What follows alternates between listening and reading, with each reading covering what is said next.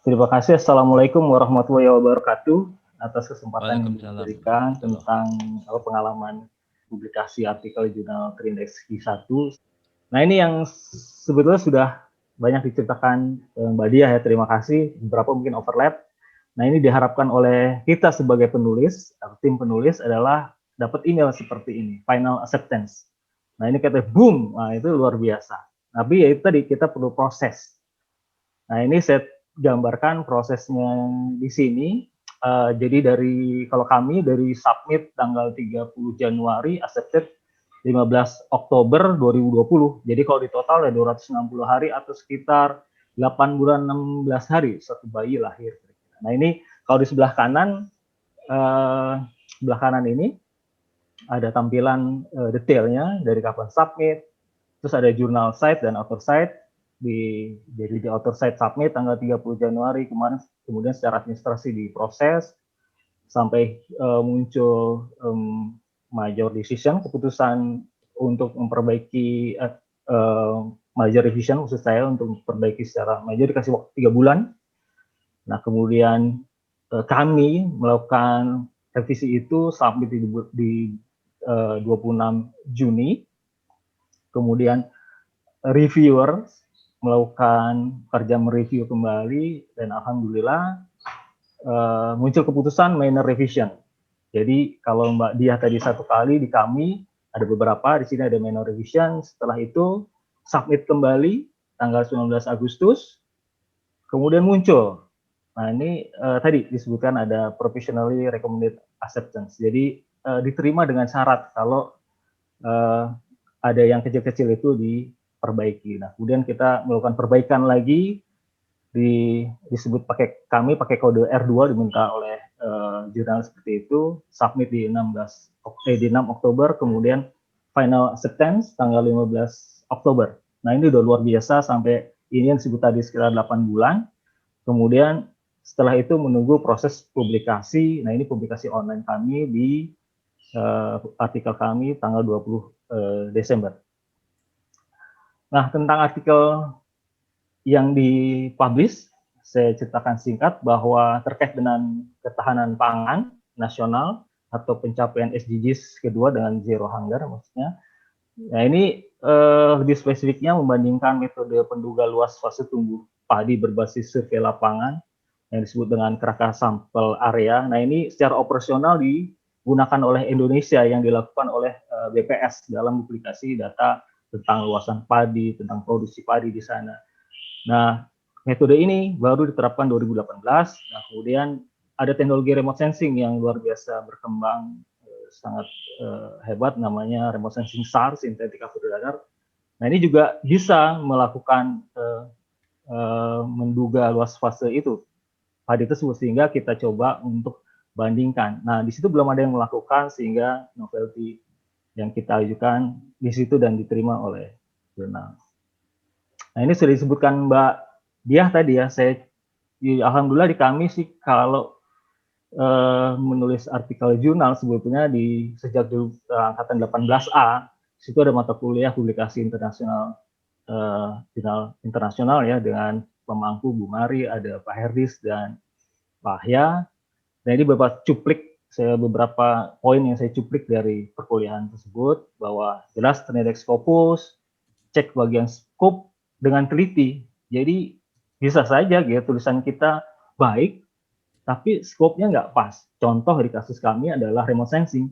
Remote sensing mana dulu gitu? Karena kalau nggak pas nanti juga ditolak, baru ya masuk 1-2 hari atau kurang dari seminggu langsung keluar penolakan gitu ya.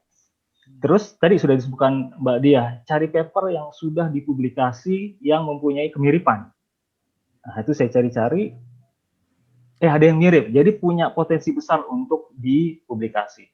Terus cek paper-paper terbaru seberapa banyak dan lama proses dari submit hingga accepted. Jadi semakin banyak dan cepat, pertanda bagus. Terus cek apakah ada orang Indonesia yang sudah publikasi ke jurnal tersebut. Nah, ini bagian dari kecil dari kiat-kiat yang mungkin memiliki jurnal. Terus panjang kata publish artikel dan artikel yang dipublikasi dengan petunjuk atau GFA itu beda. Ini yang saya galau ketika itu, contohnya misalnya dalam kasus abstrak disebutkan 300 kata, tapi pas dipublish kok abstraknya bisa banyak ya.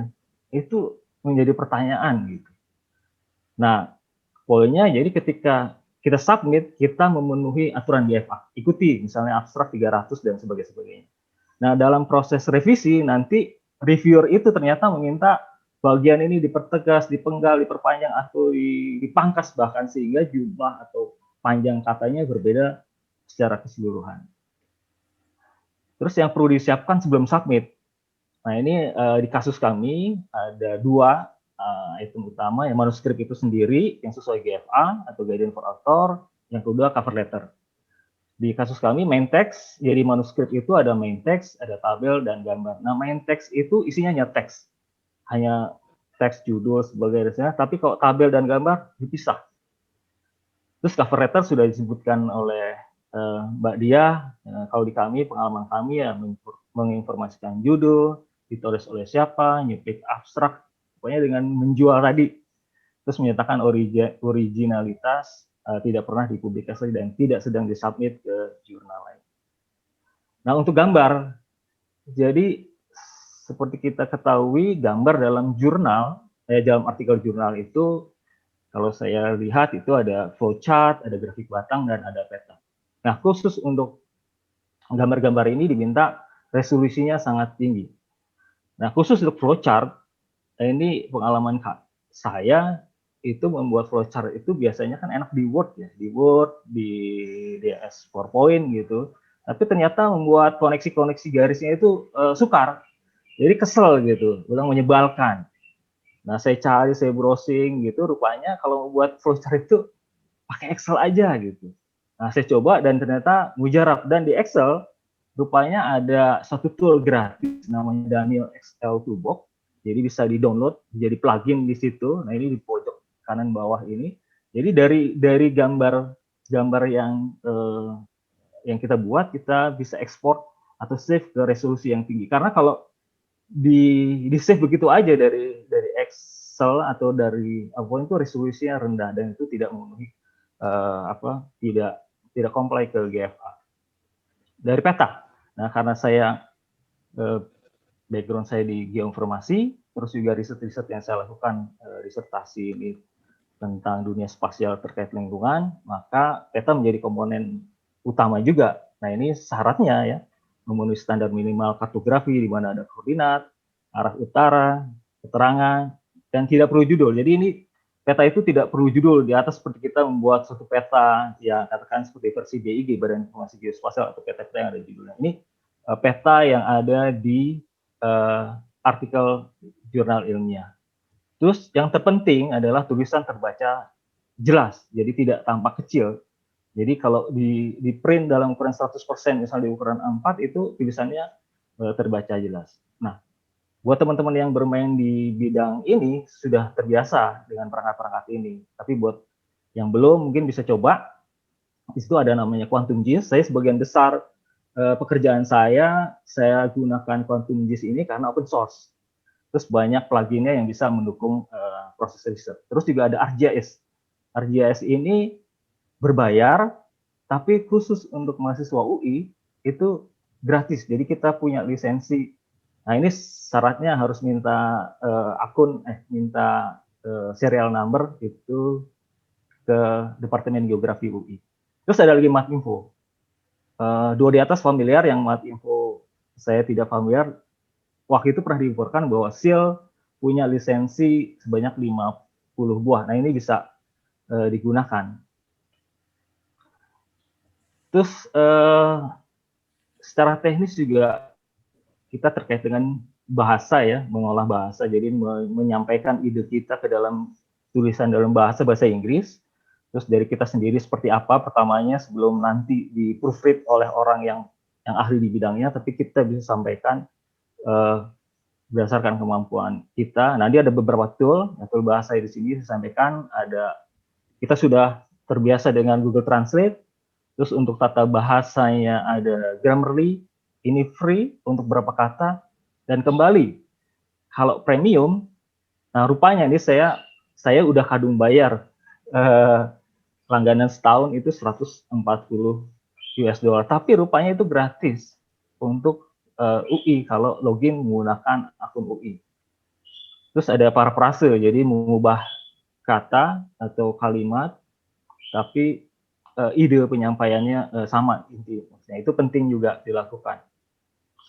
Nah, uji plagiarisme itu penting juga tool-tool ini. Ini saya belum pernah coba, tapi saya browse ketika menyiapkan materi ini, rupanya itu ada fasilitas di UI yang gratis juga. Jadi harus mengajukan lewat bit.ly uji kemiripan ini dikerjakan oleh perpustakaan. Ini ada linknya seperti ini, nanti bisa dicoba, nanti ke depan juga akan saya coba.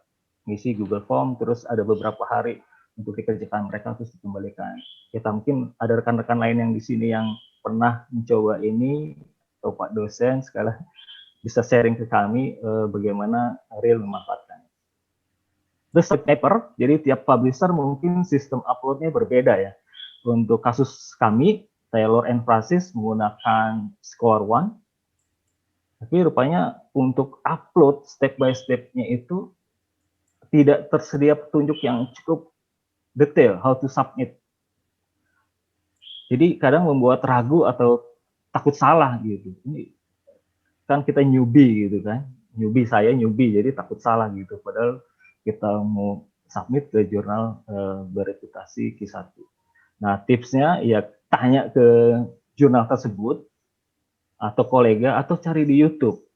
Nah, yang saya alami di bagian terakhir nih, saya cari di YouTube, itu YouTube-nya orang India, bahasa India. Jadi saya ngelihat gambar, lihat step-stepnya aja. Jadi jurnalnya dia berbeda, tapi publishernya sama, sehingga step-stepnya bisa diikuti. Dan akhirnya berhasil submit. Nah, tips yang terpenting lagi adalah mengelola dokumen. Karena proses publikasi mungkin memakan waktu panjang, di mana ada kemungkinan lupa, maka file-file perlu dikelola dengan baik. Jadi berikan konvensi penamaan file yang unik namun mudah dicerna. Terus disimpan yang baik atau mudah dilacak, foldernya juga terstruktur dengan baik. Nah, yang terpenting di bagian terakhir adalah jangan lupa di backup, baik lokal maupun cloud. Nah, untuk backup ini sebetulnya Google Drive ada yang gratisan ya, gratisan ada. Tapi kembali lagi nih, Google sendiri menyediakan fasilitas UI menyediakan fasilitas gratis yang unlimited untuk mahasiswa atau sivitas UI. Nah, ini belum saya coba karena kembali saya sudah kadung bayar. Saya pesan yang 100 GB itu bayarnya sekitar hampir 300.000, tapi next time mungkin akan beralih ke sini karena bukan cuma 100 GB tapi laptop full bisa diisi. Jadi jangan takut untuk ada yang tertinggal untuk di backup. Ini hal yang lain, perangkat pengelola untuk bibliografi. Jadi kita citasi, kita membuat referensi. Ini di perkuliahan diintroduksi oleh Pak Ahya Mendeley. Ini free software dari buatan Elsevier. Tapi kembali lagi ini ada Microsoft yang berbayar. Ini disediakan UI gratis. Ini kita mahasiswa kadang lupa ngecek akun UI itu akun UI kita itu selalu dikirimi setiap bulan seingat saya tentang berbagai fasilitas yang disediakan oleh perpustakaan, dari database literatur, kemudian juga termasuk serial number ini disampaikan di sana. Jadi tinggal cara-caranya juga cara ngunduh dan install juga di sana. Nah, saya milih keputusan saya saat itu dan saat sekarang juga untuk mengerjakan disertasi saya menggunakan EndNote dibandingkan dengan Mendeley. Nah, common review. Jadi tadi juga disampaikan Mbak Dia. Jadi ketika dapat reviewer mungkin ada yang mestinya lebih dari 2 minimal ya, atau lebih dari itu. Nah, kebetulan kalau kami mendapat komen dari reviewer atau referee disebut di sini ada 2.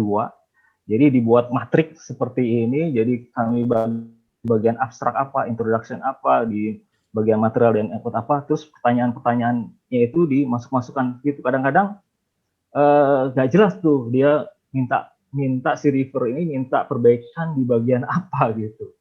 Ini masuk mana gitu, dan ya akhirnya kita buat masukin ke dalam format matriks seperti ini. Yang celakanya, yang menantangnya adalah ketika komen itu ada di poin yang sama dan itu saling bertentangan.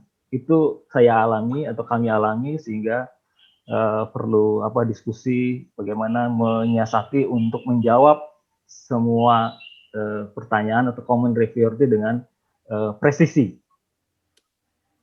Nah, ini submit revisi yang diperlukan, jadi nanti akan dijelaskan detail oleh Bu Mari. Ini berbeda cara menjawabnya dengan Mbak Dia, mungkin karena ini nggak ada format yang harus seperti itu ya, tapi kayaknya sudah berlaku umum, ada yang model seperti ini, ada yang seperti ini.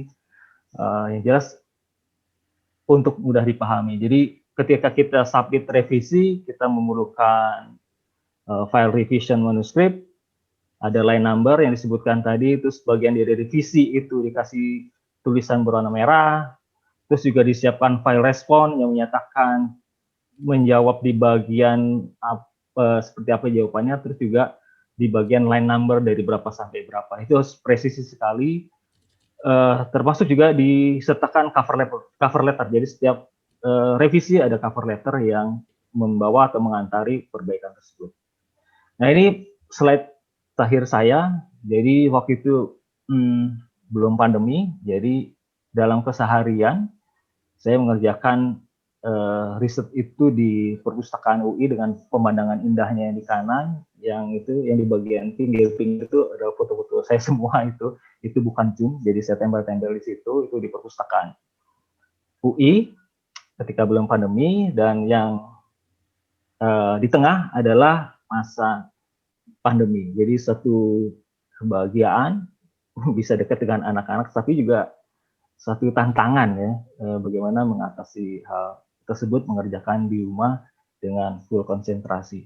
SIL sebetulnya menyediakan fasilitas ini ya, disebutkan Pak Budi di itu Pasuit juga di lantai 2, gedung baru SIL ada, cuman jarak ke sana dari tempat tinggal saya di Depok lebih baik ke UI karena waktu itu penting ya, terus juga macet dan sebagainya. Mungkin demikian, terima kasih, semoga SIL UI makin mantap.